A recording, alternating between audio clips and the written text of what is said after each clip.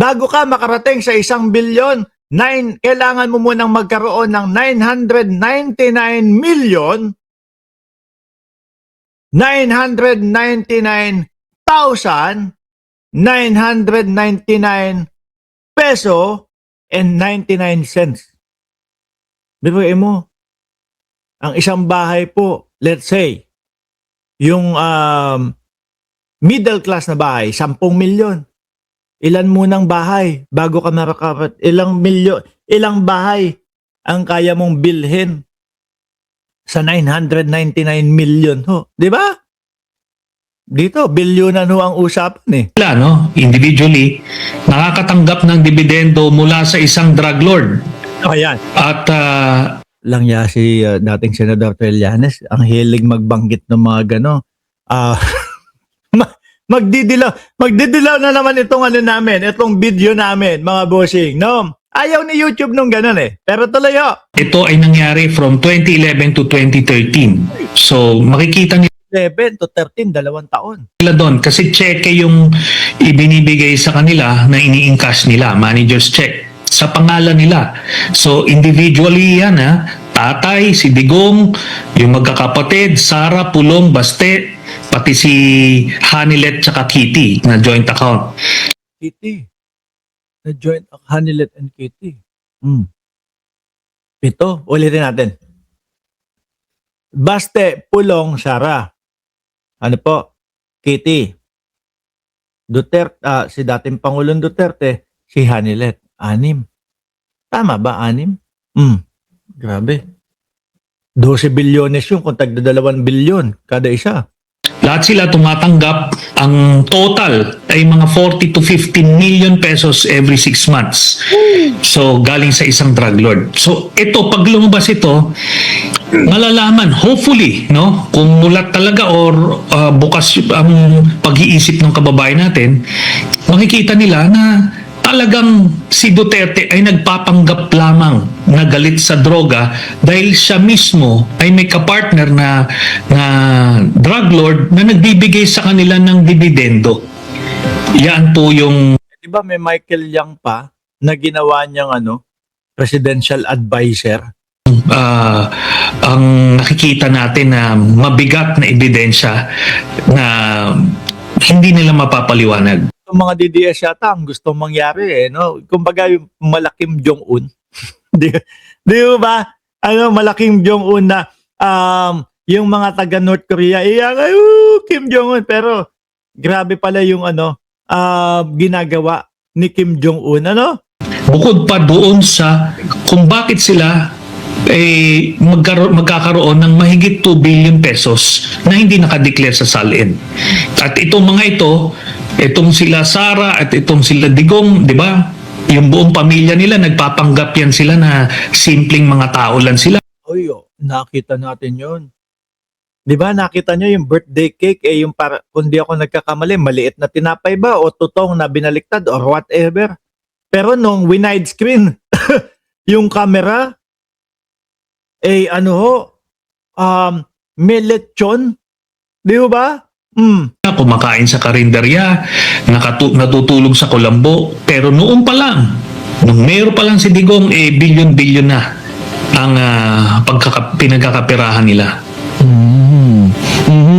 Grabe. Inip na akong makitang nakakulong si Sara, sabi ni Prince J. Banares, 54-52. Sabi ni Sir Archie Beroya, hayop mga animal, bilyon ang usapan. Hindi pa nakakahawak nun milyon lang nahawakan ko. Milyong buhangin daw po. No?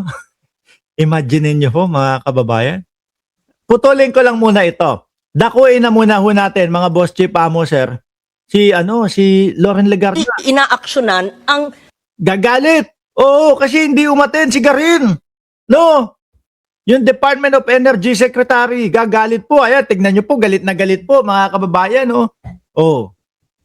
Pero para ho sa akin, hindi na talaga makakaulit sa akin to. Kung mag-re-elect ko ito, nakatatak na ho sa isip ko mga boss chief amo sir. Nung pagkakapanalo pa lang po ni Pangulong Bongbong Marcos, eto, kumampi na to sa mga taga-bundok Naalala nyo po iyon? 'Di ba? Nandiyan si Sir Miko Boys. Oh, naku, nagpalipad na naman. Maraming salamat po. Eto mga boss chief amo sir ha, na-appreciate po namin no yung mga palipad ninyo po. Na-appreciate po namin yung mga pakulay ninyo. Pero wag na po. No? Maraming salamat po. Okay lang po kami. Nakalimutan lang pong i-off yan ni Jordan G. Ipapa-off ko kay Jordan G. Mamaya iyan, no? Mas okay na siguro yung mga inaanak ninyo, yung mga anak ninyo, yung mga kapatid ninyo, yung mga ano, yung padalhan nyo na lang po. Pero kami okay lang po. Pero uulitin ko, Sir Miko, no, at yung sa ibang mga nagpalipad, maraming salamat po. Na-appreciate po namin yan. Okay? O game, Loren, Banat! excuse me, Ah. hindi po Pupik na hayop, nagbabato na salamin. Gigil talaga kay Garin. Hindi ho kaya yung gigil nito ay nanggagaling dahil doon sa 24 billion. Mga kababayan, no? Na magiging danyos nung kanyang anak na si Promil Kid. Hindi kaya dahil doon? Oh, tuloy natin. nag-break ang Senado na hindi inaaksyonan ang hinihiling ng executive. Sandali. Ay, executive, okay. Pero nagbe-break naman kayo. Naalala nyo nung nung kay Sara Duterte, yung impeachment, di ba? Naku, grabe, ang haba ng break na Senado nun, ha? Sige, tuloy niyo po. Baka may sleepless night din si Lawrence. Sabi ni PJ Tube, malamang ho yan. Sino ba naman ho ang hindi may stress mga kababayan? Kung ang kinakaharap po nung kanyang anak, 24 na bilyon na danyoso na sinasabi ng DOE, no? Department of Energy, na matagal na po naming ini-issuehan ng notice itong si Leandro Lebiste. Kaso, wa daw pansin mga boss. Kaya siguro dahil panahon ng dating Pangulong Duterte at kaklose nila iyon. Di ba? Kaya okay lang. Kaso eto pansin nila. Nako, iba tong administrasyon ni Bongbong Marcos. Mukhang mayayari at tutuluyan tayo dito. Di ba? Sir Paulo, shout out po sa inyo. Plus kay Auntie Claire pa. Di ba? Mukhang matutuluyan yung anak ko dito. Ang laki nun 24 billion, no? Problemado si Promil Kid sa 24 billion, correct? Baka kaya nang gagalaite. Hindi kaya ito ay personal na galit? No? So, siguro, mali naman talaga yung pagliban. Pero, ang nababasa ko dito, nakakuha ng tiyempo para pumutok, para mailabas yung galit. Sige. Dalawa ang inyong hiningi. Okay, dalawa. Excise tax, napasa namin. At sabihin nyo on the record, kailan nyo mai-implement yan, at ang gulo ninyo. Sinabi nyo, excise tax, kailangan urgent. Nung napasa namin, sinabi, we will see. Yan, galing sa inyo yan kung gagamitin. Tapos, the next day, sige na nga. Ano ba? Kailangan ba? Hindi. It was deemed urgent, napasa, tapos pagkapasa namin, we will see. I'm quoting the executive, nanggaling sa inyo yan. Tapos ngayon, gagawin na. Sabi ni Ariel Salinga, masyado kasing pabibo, bumalik tuloy sa pagmumukha niya. Hindi kasi naman, yung kay Lebiste, gusto lang, ang nakikita ko doon, kaya nakialam, kaya nakisali, kaya Cabral Files si Lebiste, para mapagtakpan ho ito No? Yung notice na ipinapadala sa kanila ng DOE, biruin mo ba naman? Pangako makakapag tulong sa bayan, 'di ba? Sabi ni Marco Pasigna, may point naman si Legarda in fairness. Meron naman po. Kaya lang ang nakikita ko lang dito, yung pagbuhos niya dahil nga siyempre merong kinakaharap yung anak niya versus dito kay Lagarin.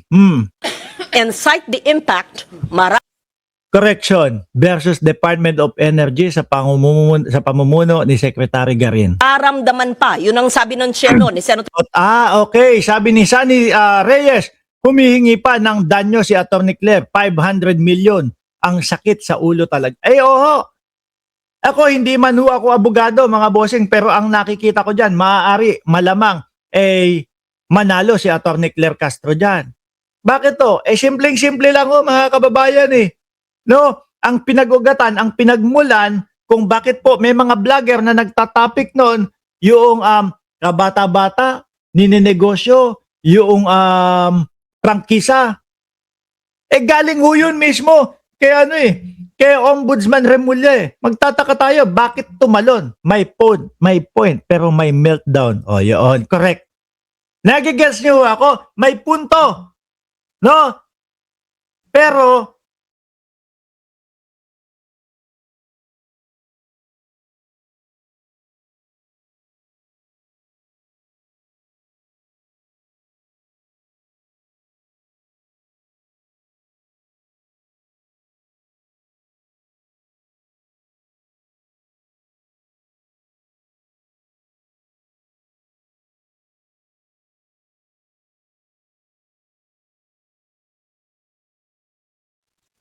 ayun,